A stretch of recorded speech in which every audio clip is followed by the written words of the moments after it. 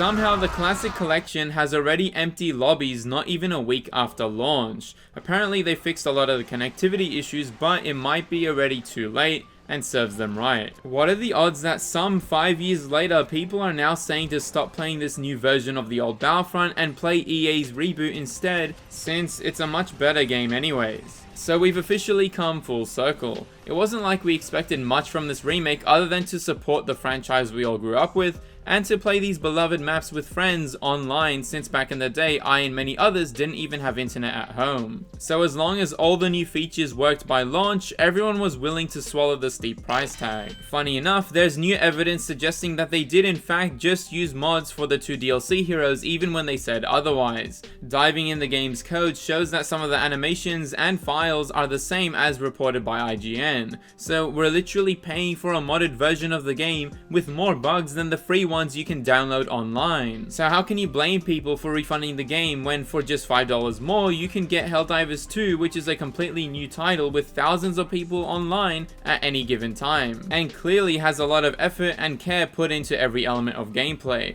which brings me to the main point of this little rant video. The Battlefront community has been aching for new content for a while, and this was the miracle chance we never thought would happen. But as usual, the corporate higher-ups didn't treat it with respect. Yet another example other developers can use to push away any idea of a Battlefront 3, since this franchise is basically cursed at this point.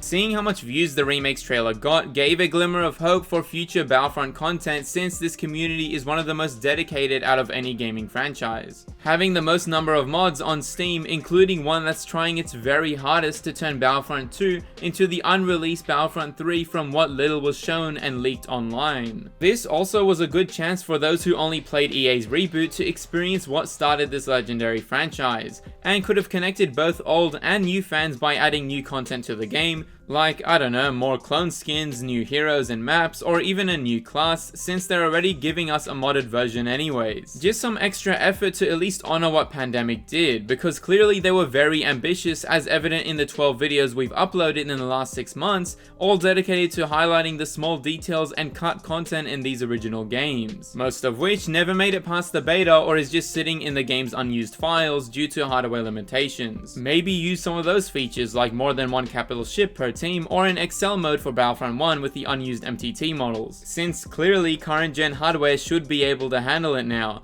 But I guess this comment says it all. Every developer that works on this franchise always goes the extra mile to make these games something special, including DICE when EA finally gave them the clear to do whatever they want for live service. I'm sure they'll eventually make the Classic Collection run smooth, but it still doesn't have crossplay or even a party system to make it a more accessible experience. Literally a no effort cash grab with hype that died not even a week after launch. Now a lot of players are going back to the reboot since it's the only modern Battlefront experience we have. Even with its live support being cut prematurely, leaving an unbalanced content pool, it's still a really great game and is by far the best Star Wars title out there. But not gonna lie, the future of the Battlefront franchise seems kinda dark. All that's left is if we get the same kind of re-release for EA's Battlefront games on the current gen platforms, with some quality of life improvements like 60 FPS with native 4K resolution, better servers and patches for the game. Since both the Series X and PS5 are backwards compatible, this can easily be done with a plus version upgrade of the game like many other titles have already done. Make it a $10 upgrade, because I know EA won't do it for free, and there's your low risk solution to see if there's still interest in the series. To be honest, I'd actually prefer that than the Classic Collection, since it could lead to the return of live service if it sells well enough, or at the very least add some patches to the final version of the game to make it more polished.